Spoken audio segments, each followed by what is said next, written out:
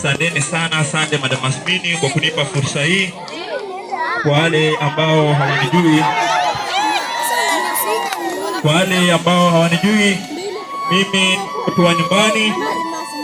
Wanasema ama usiku na mchana wameishi kusema kwenye runinga, vijana tuguze talanta. Ndio maana vitu kama hivi haviwezi vikakutuma kwa kitu kibaya. Wakati unapata nafasi kama hii nimepata siku ya leo, unadumbuiza watu, ndipo maisha yanasonga. Na ndugu zangu, niwaambie, maisha hayana formula. Huwezi ukapanga utafanikiwa kwa hili ama utafanikiwa kwa hili. Unapopanga kesho utakuwepo, labda hautokuwepo. Ndio maana akasema maisha hayana formula. Ile ambacho uko nacho, ikiwa ni kipaji, ndugu zangu, na waomba na dada zangu wale ambao wamecheza hapa, tutumie. Mimi nimekuwa mwanafunzi wa hii shule, nimetoka, ila mimi kwa sasa hivi ni mwanafunzi kule Bukifi, ninaenda kidato cha 3.